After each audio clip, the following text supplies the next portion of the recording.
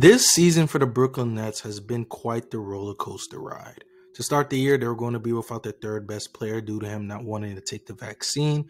But despite that, the Brooklyn Nets started the season having a firm grip on the first seed. Unfortunately, this didn't last too long, since eventually Kevin Durant would suffer an injury which would have him sidelined for a couple of months. This resulted in the Brooklyn Nets having to lose the first seed and were even on an 11-game losing streak. Furthermore, James Harden was growing so frustrated with the situation that was going on in Brooklyn that ultimately he was traded from the Brooklyn Nets to the Philadelphia 76ers. Everything that could go wrong with the Brooklyn Nets season was happening. And what was making this even more embarrassing is before the season, a lot of the odd makers had the Brooklyn Nets coming out of the East and even winning the NBA championship. But it's looking like the Brooklyn Nets as of late are finally starting to hit their stride again. Kevin Durant, ever since coming back from his injury, has been nothing but sensational, and it's looking like he hasn't missed a beat since he's been back. The Nets won the last 7 of 10 games, and even better news for them is that now Kyrie is finally back as a full-time player, with the New York mayor finally deciding to change the mandate, which meant that Kyrie can play home games again.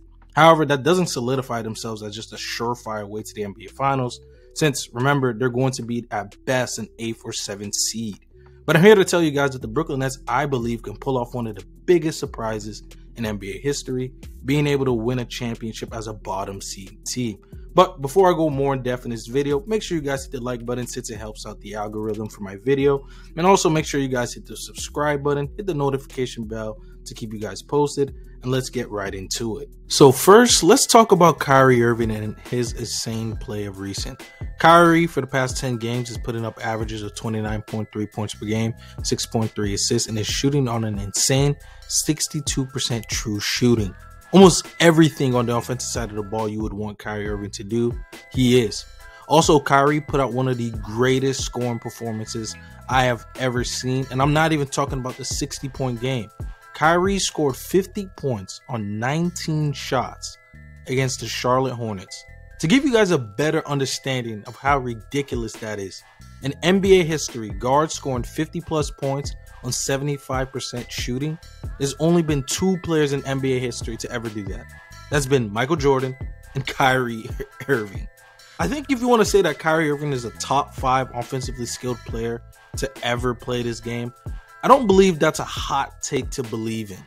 You have a player who could do everything on the offensive side of the ball, and now that he's going to be back full time, teams are going to have to scheme for Kyrie more often, so we probably will be seeing more of these crazy scoring outputs in the playoffs. And equally as important, something that I feel like people aren't talking about is that Kyrie Irving has fresh legs for the NBA playoffs. We know usually Kyrie Irving deals with at least one major injury in a year that will have him sidelined for a good chunk of the regular season. But this year, it's different. It's a different case. Since he was dealing with the vaccine mandate issues, he wasn't playing for the beginning half of the season and came back being a part-time player. So he wasn't putting up a lot of mileage on his body. So having a fully healthy Kyrie Irving ready for the playoffs would prove to be a great thing for the Brooklyn Nets. And then pivoting to Kevin Durant, this man KD just looked like he'll just never regress. Every time he deals with an injury, he comes back looking like he hasn't missed a beat and shows no signs of rust from his game, almost like he didn't get injured in the first place. Ever since coming back from his injury, KD is averaging 31 points, 7.1 rebounds, 7 assists, while having a 65% true shooting. Now, we all know how great of a scorer KD is, especially from the mid-range. But I do want to highlight first how great of a playmaker KD has become. Ever since 2011, his assist averages have just gone up year by year. KD sometimes is just labeled as just a great scorer, and people sometimes love to leave out other parts of his game, as if the only good thing KD is good at is scoring the basketball.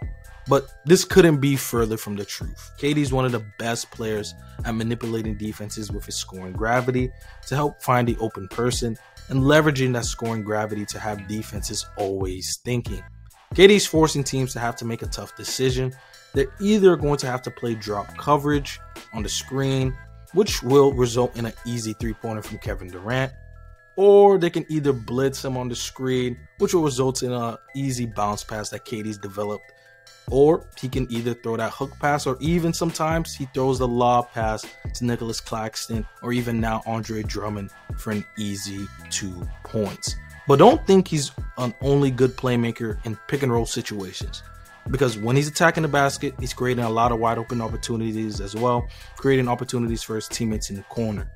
And when he's operating in the post and gets occasional double teams, he's finding the open man consistently and doesn't tend to throw bad passes when he's operating in the post. KD has developed into an above average playmaker, and I believe characterizing him as just a great scorer who can't do anything else, I believe you're performing a bit of malpractice. Furthermore, with KD being an above average playmaker and Kyrie not being too bad in playmaking himself, is going to open up more wide open opportunities for his teammates. And a player that's tremendously helped with that this year so far after the trading deadline has been Seth Curry. Since joining the Brooklyn Nets, Seth Curry is shooting a scorching hot 48% from 3 on 6.4 attempts. Already you can see in only 16 games he's played how much impact that Kyrie Irving and Kevin Durant has already had on Seth, or they open up a lot of wide open opportunities for him, probably the most in his career. And remind you, this guy's played with Luka Doncic and Joel Embiid. And now this year that Joe Harris will be out for the remainder of the season, I believe Seth Curry can easily fill his shoes. Also, another fun fact about the Brooklyn Nets is that a stat I found recently about them is that they're one of the best mid-range shooting teams in the entire NBA. This team, from Kevin Durant to LaMarcus Aldridge to Seth Curry, Kyrie Irving, even Cam Thomas, even though he doesn't shoot a lot of attempts, they're shooting ridiculous percentages from the mid-range. And as we know in the playoffs, when the game typically starts to slow down, and when you have just at least one good mid-range sniper on your team, it's great for the playoffs. But when you can argue you have 2 to 4 mid-range snipers on your team, it starts to trend to the territory of almost unfair. So with the offense out of the way, I do want to talk about the biggest hurdles that could prevent them from winning a championship. And obviously, I'm going to bring up the defense. Currently, the Nets rank as the 22nd best defensive rating in the NBA, which will pretty much classify them as a mediocre defensive team.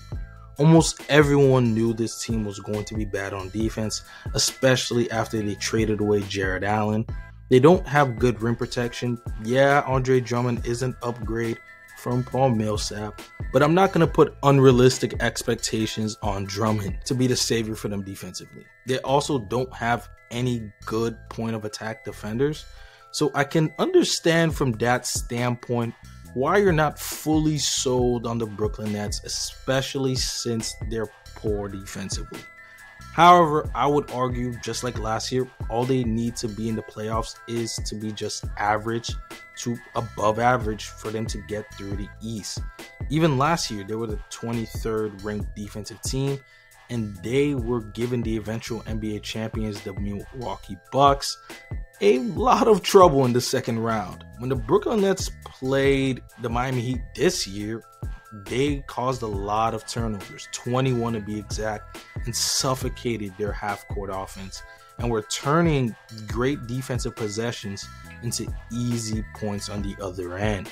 And even when they faced the Philadelphia 76ers, that game where I see they could be very good defensively, because when they were really focused and actually put their minds to it, I saw flashes of a top 15 defense. So yes, defensively might be a problem. Defense might be a problem for them. But just because of that, I'm not going to write them off for making the NBA Finals. Lastly, I do understand that the odds of them pulling this off almost seems impossible. In NBA history, there hasn't been a single 7th or 8th seed to ever win an NBA championship. And to even up the stakes even more, there hasn't been a 7th seed to ever make the finals, and there only been a single 8th seed team in history to ever make the NBA Finals, and that was the 1999 New York Knicks, and that happened in a lockout season. So the odds of the Brooklyn Nets even making the finals already sounds like it's far-fetched. But winning a championship as either a 7th or 8th seed team seems very far-fetched. But if there was going to be a team to be able to do this, I would place my bet on the Brooklyn Nets, especially when you consider that they're not the typical lower seed team.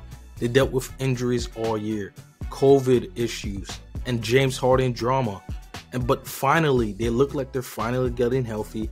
And yes, they're going to be without Ben Simmons this year, but they do have a player in Kevin Durant who most would consider a top 3 player in the NBA. You also have Kyrie Irving, who most would consider a top 20 to 30 player in the NBA. And then you have a quality supporting cast to back up your 2 stars. If there was going to be a team to make the finals or even win the championship team as the lowest seeded team, I would place my bet on the Brooklyn Nets to get the job done. But anyways, that's all I have for you guys today. Let me know what you guys think in the comment section below. Let me know if you guys think the Brooklyn Nets are going to be able to pull this off, this impossible feat off. Or maybe I'm just being delusional on the Brooklyn Nets and maybe their time might be next year. So let me know in the comment section below. But for now, make sure you guys like the video. Make sure you guys hit the subscribe button. And don't forget to hit that notification bell. And for now, your boy Dream Hoops is out, man. Peace.